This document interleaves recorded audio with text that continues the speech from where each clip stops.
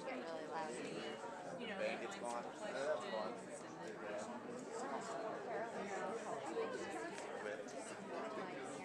Oh, yes. Yes. I knew that. I didn't. Oh, good. Probably need another Shenandoah. I guess they can stand right behind. But yes, I'm glad. I hear that's what I'm down. You can set a timer. So excited. It helps my parents. Really help them find Illuminating about this. 55 and older community that's like off the Cedar Creek Parade. It's called No, it's not the retirement community. It's called like Heritage Ranch or Harvest Ranch. It's not the village. It's not the village thing. It's not the whole full care thing. It's like a 55 and older community. It's kind of where like Trey Kern lives, that area in there. Does he live in Harvest Ridge? I don't know, is that what it's called? Maybe. Harvest Ridge is in the back.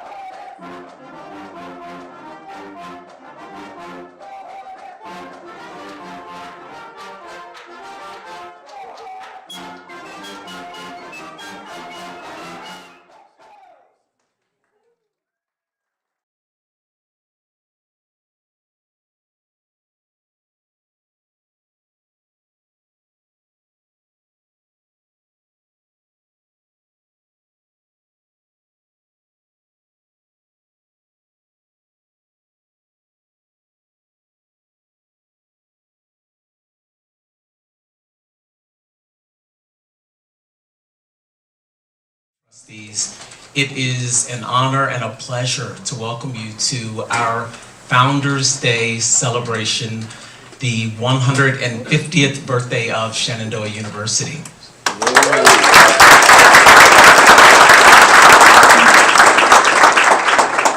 Now, it doesn't seem like it was just a year ago that we were all here for our 149th celebration, but this is special.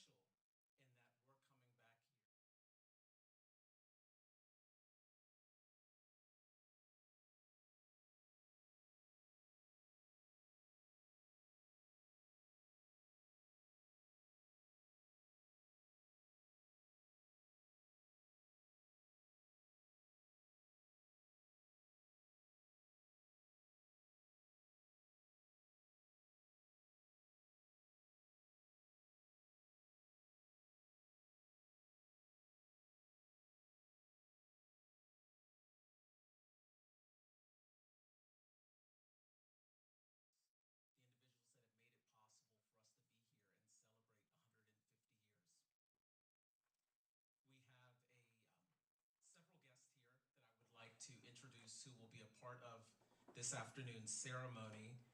And first, I would like to announce and introduce the Shenandoah University President, Dr. Tracy Fitzsimmons.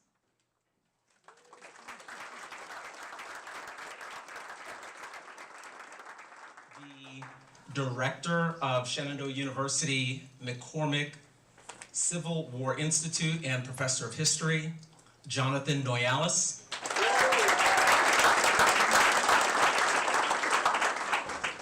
President of Dayton Alumni Association, Bob Crawford.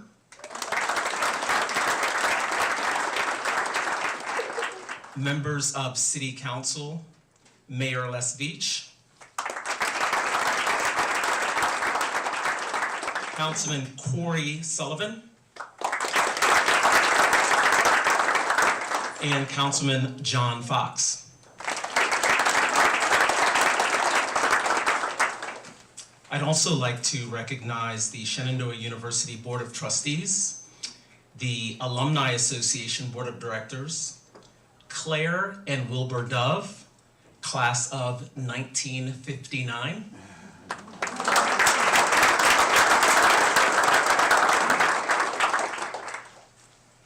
And members of the Shenandoah University Council, Parents Council. Big round of applause for all of them, please.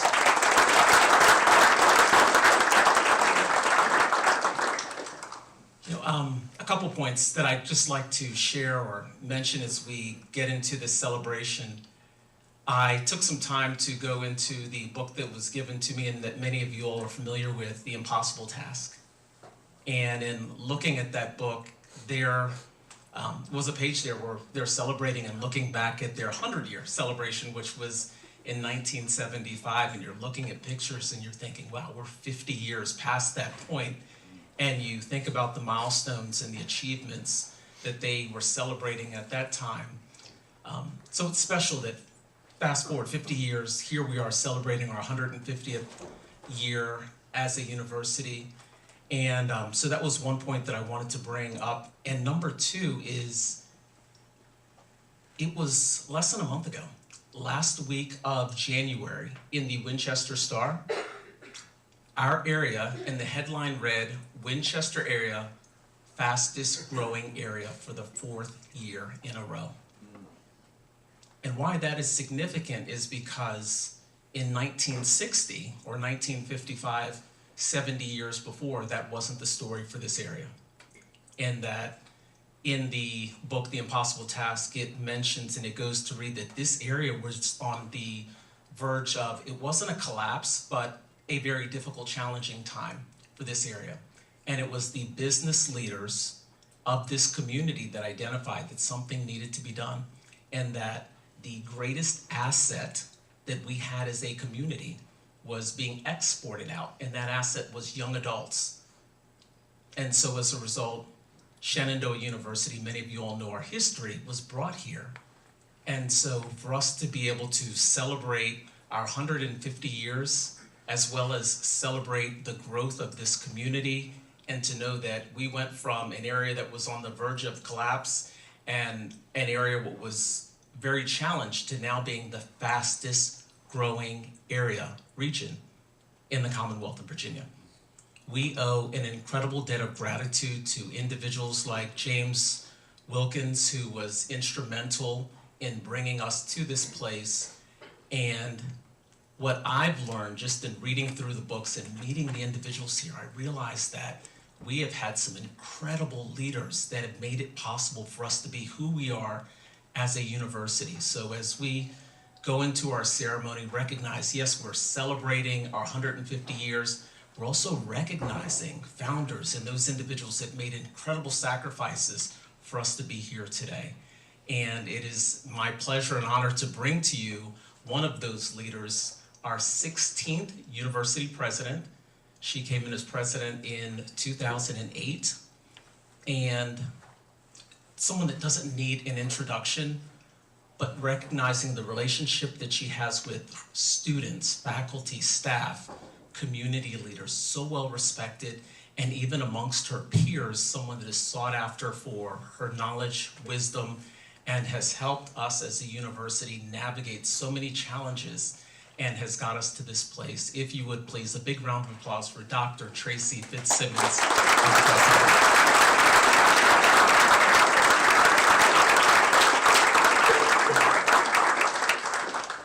Thank you, Mr. Chairman. Students, when we celebrate and honor the board members, the alumni board members, major donors, our city leaders, I hope that you will see yourself in them, because I see you in them. Our professors see you in them. We are investing in you, so you are going to lead our communities and our country forward. You are going to be sitting in these seats someday.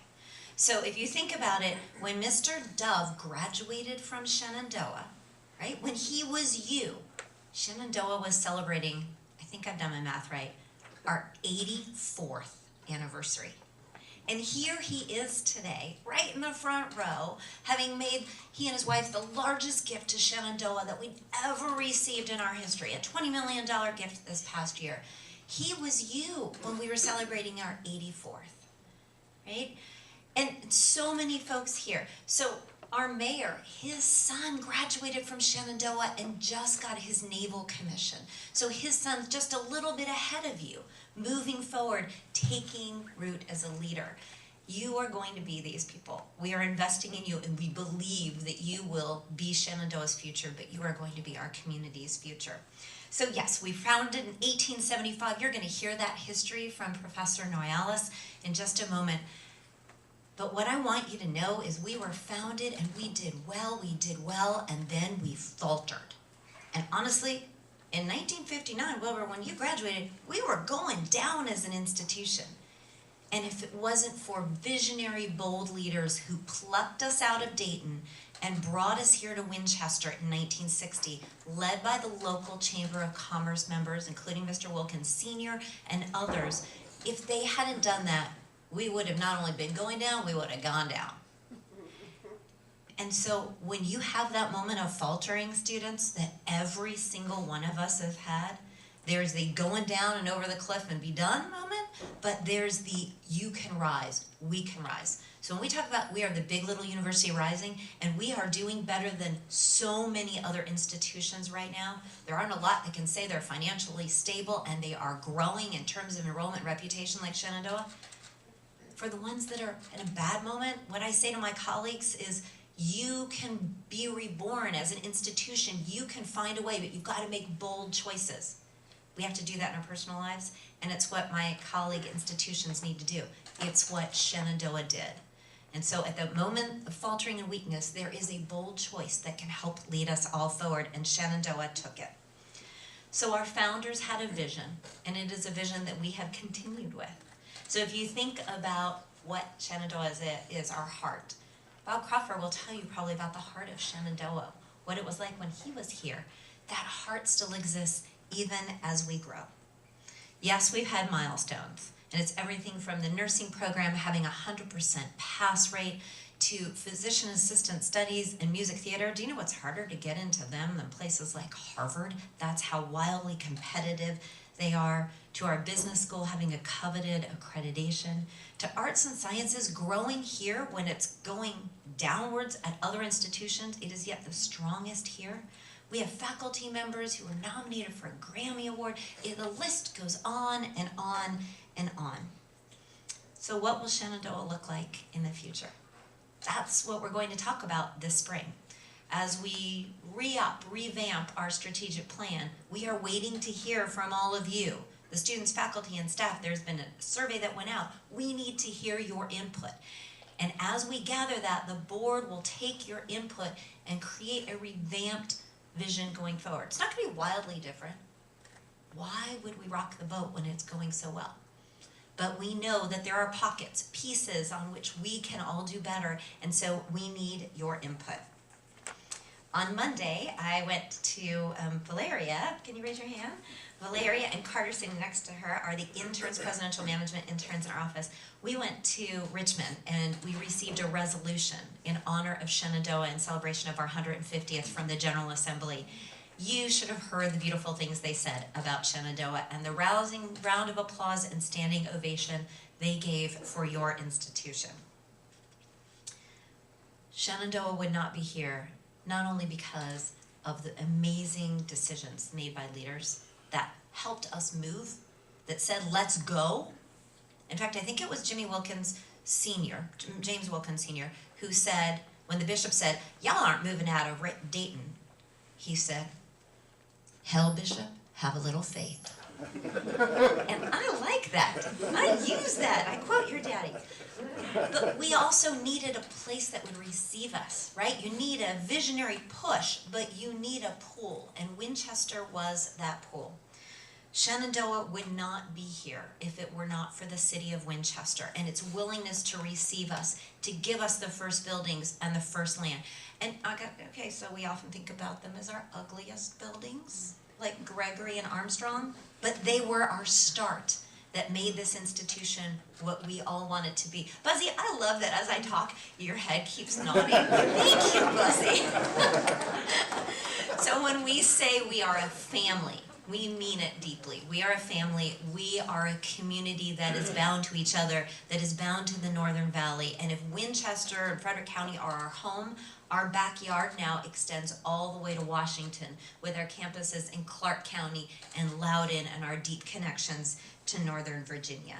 And I say that with much, much gratitude. And so now if you will join me in welcoming first Mayor Les Beach, followed by City Council President Corey Sullivan to bring your remarks. Thank you all.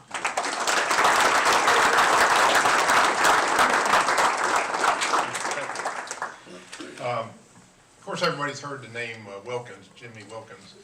And as you know, if he gives you any advice, you take it. And he told me once, he said, the best talks are you have a short opening sentence, you have a short closing sentence, and you don't put anything in between. So, thank you. It's an honor to be here to celebrate our Founders Day, 150th year. Founded in Dayton, 1875. I didn't make the groundbreaking, sorry. And then moved here in 1960. Your dad helped. And my research shows we went from one location to now 5, and 4,000 students now, but we started with 159. What tremendous growth. SU has definitely educated and inspired generations. SU, from the city side, is a pillar of our community. You know, with the Hive out there helping small businesses, working with our economic development. I greatly appreciate it. The Center for City Civic Engagement, working with all our nonprofits in town, which is very important to our economy. SU recently teamed with the city to redo several parks, or several fields in our park to championship level, which is well needed, and we'll get our baseball team back to #1. They're on their way. Something that, I don't know if, I did a lot of research that maybe you don't know, but all that I know Tracy or Dr. Fitzsimmons is proud of, but this is probably one that she's really most proud of. SU athletic teams, remember we only had 4,000 students, was #1 in the country for volunteer hours, 6,310 hours. Can you believe that?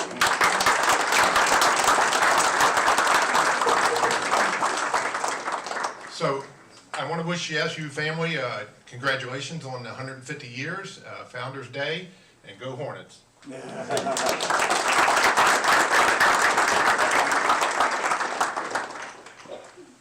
Thank you, Mayor Beach. So I'd like to thank Dr. Fitzsimmons, the faculty, the staff, and the students of Shenandoah for the invitation today. I'm going to keep it quick. I have 2 quick points. You know, when you get on city council, I know there's 3 people in the room that know this. That's John Fox, myself, and Les. The first thing you do is you compare yourself to other cities.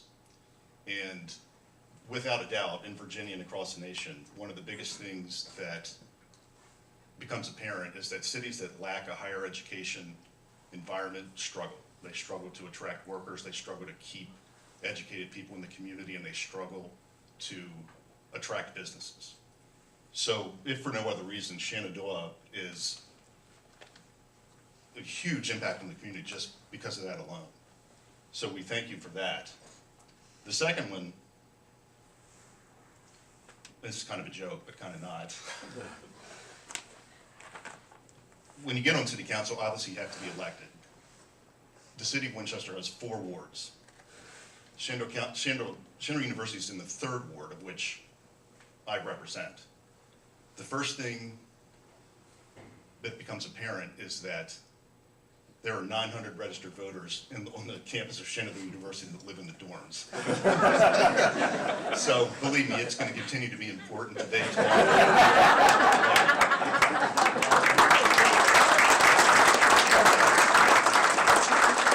Mayor Beach, Corey, thank you very much for your kind comments. And yes, Shenandoah University is incredible, and the impact that it's making here in this community is tremendous. And at this time, I would like to bring to you the president of the Dayton Alumni Association, Bob Crawford, class of 1956.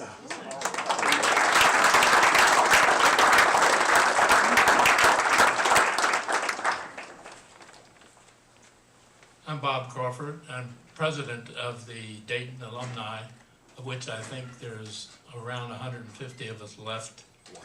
I went to Shenandoah in 1952 and graduated in 1956. There were 28 students that came and had the same course of study that I did, and only 5 of us made it through. So Shenandoah, like Tracy said, was really dying on the vine at that time. So it's great that we got to come to Winchester. Shenandoah, Dayton, we right now have a Dayton committee, which is 7 members, and we meet about every other month by Zoom or by phone, and we're working on some major things. Next month is our annual Dayton Alumni Weekend, which we've held for, God, I don't know how long. I've been president 20 years, it's beyond me. So anyway, we're having that. It's a 2-day event in Dayton, Thursday and Friday. We're also working right now on our last group of Dayton Hall of Fame members. We have a Hall of Fame thing, and the plaques are on the wall in the Dayton Gallery over in the Student Center, and this will be our last group, I think of 13 or 14. And it's interesting, we have some people. We have one person in our Hall of Fame who's in the Country Music Hall of Fame. We also have a person that was a classical pianist in the 1940s who played all over the country and with orchestras, and then became a faculty member at Juilliard. And the third person is a basketball player, Merle Bolliger, who was my roommate, who set the single game record for most points, 56 points, back in 1955. And that record stayed until very recently. A fellow named Dixon passed it. But when Merle made it, there were no 3-point shots, only 2-point shots. So anyway, so we'll be finishing our Hall of Fame thing. And we also have a Dayton scholarship.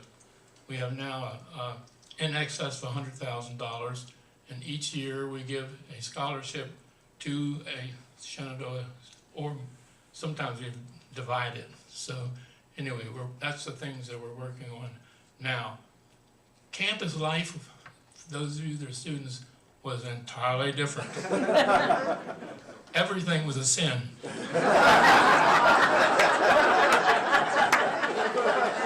As a matter of fact, I was put on disciplinary probation for smoking a cigar. And I remember being in the president's office, and he said he's going to put it on my permanent record card. And I encouraged him to. I said, I can see now going to get a job and say, I'm going to hire that guy, smoke a cigar. So anyway, and we had a dance off campus, and he had us come in and sign confessions. Then we went to a dance. So that's the difference in campus life than it is now. Anyway, that's basically what I have to say, and thank you for having me here. I will tell you, you might guess, I'm 90 years old. So.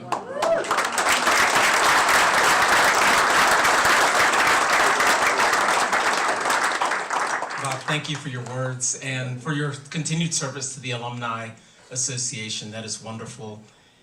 And next, I would like to bring up the director of Shenandoah University McCormick Civil War Institute and professor of history, Jonathan Noyalis, who will bring to you our keynote address for our ceremony. If you would please welcome Jonathan. Well, as a member of SU's faculty, as a proud graduate of the class of 2001, as the husband of my favorite Hornet, my wife Brandy, class of 2002, it's a pleasure to be here this afternoon. Charles Tatum, the son of a physician and a housekeeper in Harrisonburg, Virginia, seemed to make a good impression on everyone he met. He was, as one of his contemporaries wrote in the spring of 1887, eloquent, intelligent, and well expressed. Never was there a Cicero, a Patrick Henry, or a Beecher at the very youthful age of 17 that gave more promise of distinction. Now, while Tatum's life ended tragically in 1895 from some sort of mysterious illness, Tatum is forever linked to this institution. Tatum was the first person in the history of Shenandoah, which at the time he attended was known as Shenandoah Institute. He was the first person to ever complete a full course of study. And because of that, on June 16, 1887, he was awarded the first ever degree from this institution. Now, one would think that this is a moment to celebrate. After all, it had been over 12 years since A.P. Funkhauser, according to tradition, gathered the first 11 students in a log cabin on Main Street in Dayton, Virginia, and laid the foundation for what would one day become Shenandoah University. However, the awarding of a degree to Tatum was not celebrated by some. Now, I have no doubt that Tatum, along with his family and friends, they celebrated his accomplishment. However, there were some individuals associated with this institution who believed that granting a degree betrayed Shenandoah's original mission. Now, to all of us gathered in this library this afternoon, it should seem odd that some trembled at the idea that Shenandoah would award degrees. However, if one looks at the earliest documents of our history, it is clear that awarding a degree to Tatum indeed veered from the original intent of our founders. While Shenandoah promised anyone who attended this institution, and I'm quoting now, the very best advantages for a solid and useful education, and it warned, where's Scott Spriggs at? This is not a lesson in marketing. It also warned that idlers, which is a nice way of saying less motivated, lazy students should stay away and go elsewhere. It never promised in its earliest years that anyone who attended would receive a degree. If you look, for instance, at the catalog for the 1882-1883 academic year, for what was then known as Shenandoah Seminary, it stated plainly, it does not aspire to the position of a college, but aims to provide such mental and moral training as everyone must have to accomplish well his work in life.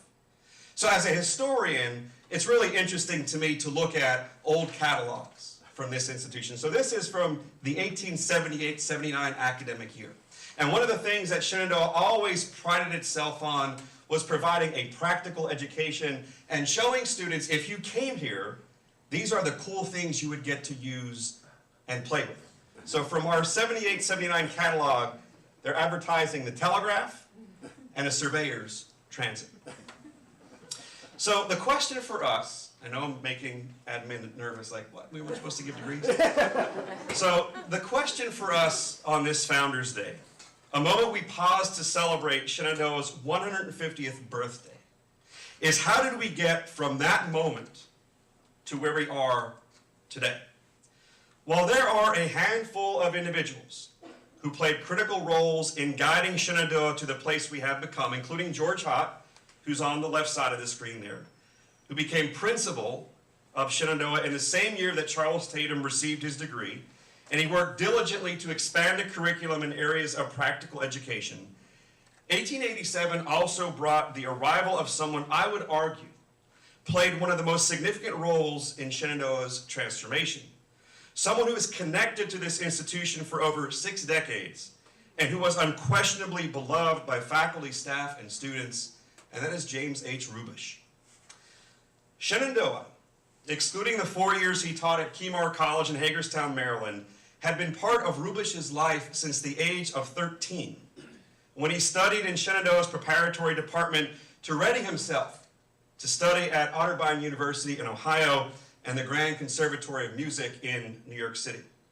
In Rubish's many roles since that year of 1887, professor, dean, general manager, which is akin to our president today, vice president of public school music and harmony, or director of the music department, Rubish recognized the need to balance Shenandoah's educational tradition of providing practical courses that addressed society's needs at the time with innovation to prepare Shenandoah students for the present and the future.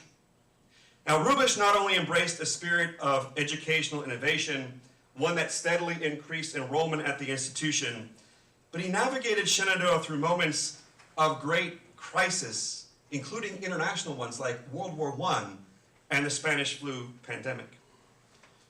But Rubish believed that Shenandoah could never become complacent and needed to embrace a spirit of manageable growth. Rubish led by example. For instance, when the Board of Trustees supported the construction of a new administration building, a structure that in 1910 was slated to cost $10,000. How cool would that be? That was a lot of money back in the day.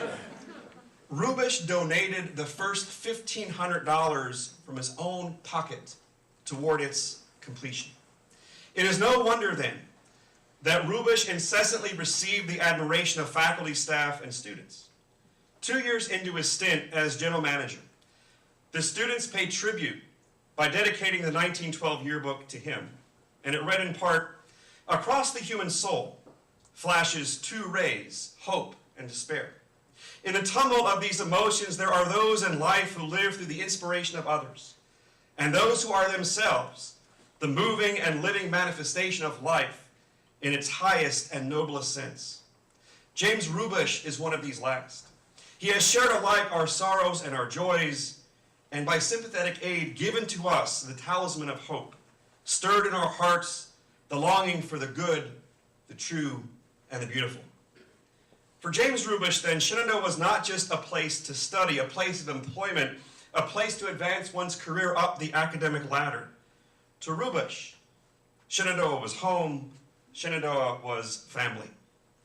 Rubish, in my estimation, then not only helped Shenandoah evolve as a place of learning, but set a valuable precedent for how its presidents should lead. The leader this institution has had from Rubish until the present, they have all shared similar traits. Chief among them is their willingness to do what is ever necessary, even at personal sacrifice, to ensure Shenandoah's stability and maintain that strong sense of community. I would argue that there are few colleges or universities in this nation that have had leaders willing to make sacrifices, including personal financial ones, for the life of their institution. It is no secret that at various points throughout its history, Shenandoah confronted some rather lean financial times. When Shenandoah, for example, confronted enrollment declines in the 1950s and financial hardship, challenges, of course, that ultimately led to Shenandoah's move from Dayton to Winchester, President Troy Brady, along with trustees including James Wilkins Sr. and Frank Armstrong, they offered financial support from their own pockets to help Shenandoah through those difficult times. When the institution relocated to Winchester and encountered difficulties making payroll, one of my favorites, aside from Tracy, President Forrest Racy, he remortgaged his home to ensure that faculty and staff received their pay. Racy also literally rolled up his sleeves when needed. As Shenandoah built this campus, Racy can be seen right out here, working a backhoe to dig the ponds outside of Gregory and Armstrong Halls, the first two buildings on this campus. The commitment of Shenandoah's leaders from this institution's early years to today, their commitment to innovation, their willingness historically to share not only of their time and talents, but their personal treasure, their ability to lead by example and cultivate a deep sense of community is what has made Shenandoah University grow and thrive for a century and a half. History, our greatest teacher, reveals to us that so long as we never forget who we are as an institution and what brought us to this moment 150 years later, scars and all, the remarks of James Rubish delivered to Shenandoah's Board of Trustees in the late spring of 1920 will ring as true today and in the future as they did over a century ago. And Rubish stated, and I will close with this, I think the outlook for the school was never so bright as at present, and will continue to remain so as long as we dare not sit idly by. Thank you all very much.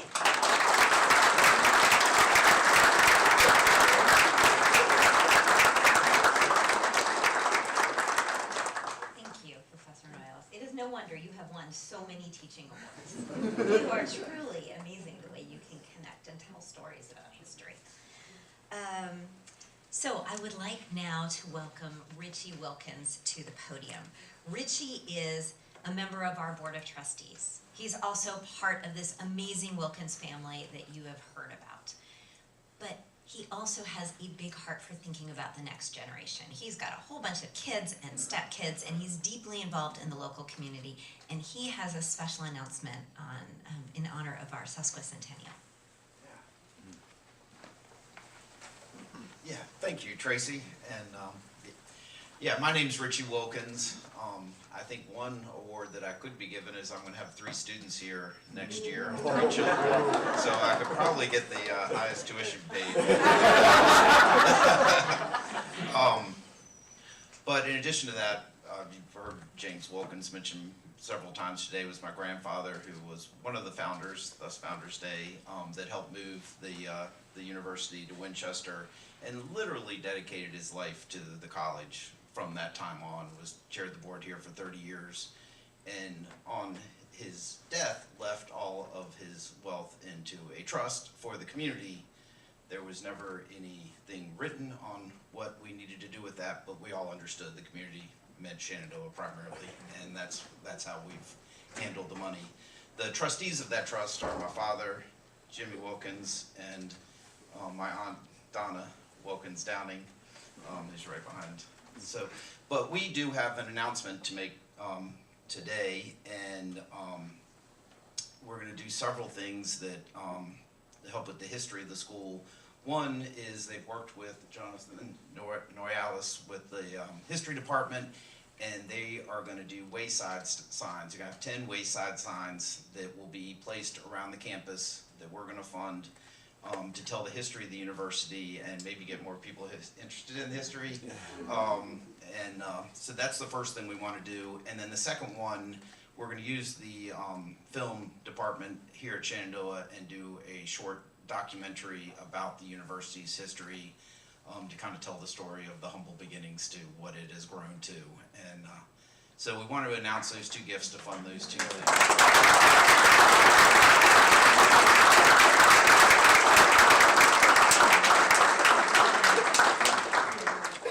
Thank you, Richie. Thank you, Donna. Thank you, Jimmy, and your extended family for the support that you're giving to the university. It's really important. And I just want to make sure, because you all spend time in these spaces, I want to make sure that you've made the connection. Like Wilkins Administration Building was the Wilkins family and James Wilkins Sr. Wilkins Athletics and Events Center, that's named after Jimmy, right? He and his family funded that. If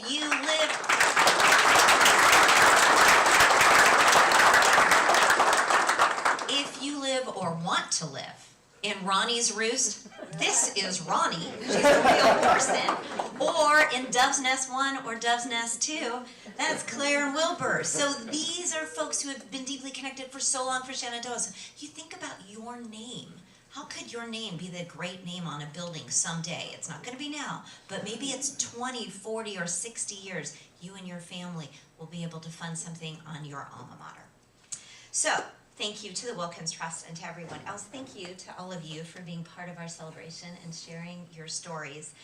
I want to make an announcement as well. As part of our sesquicentennial, 150th, right? Sesquicentennial celebration, we are thrilled to announce that we are going to have an exclusive Shenandoah Sesquicentennial wine and an exclusive Shenandoah Sesquicentennial coffee that will be available for purchase. There will be information coming in the coming weeks about that, so stay tuned. I'm pretty confident that both of those things were considered sins back when you were here in Shenandoah, but have at it. So there will be samples of the labels for those on display later on today. We are going to close today's ceremony by having this playing of our alma mater by the marching band. As we think about celebrating Shenandoah, you think about we're on Loudoun Street, we're in Loudoun County, we were in London thanks to the marching band. We have a far widespread impact thanks to our students, faculty, and staff, and those on whose shoulders we stand. So, marching band, I hope that you will lead us, and then afterwards we'd love for you all to stay for a photo, a commemorative photo, every single one of you that's here, and then stay for refreshments, cupcakes in celebration of our sesquicentennial. Thank you, and onward to our next 150 years.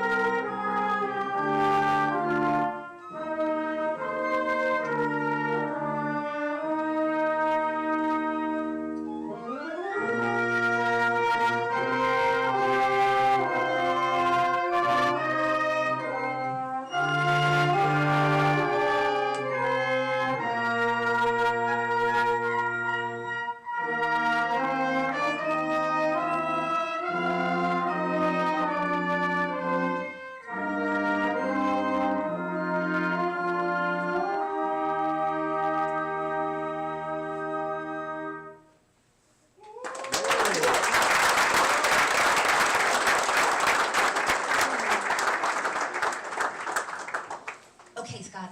Let's do Organize it. us for the photo. All right. All these people are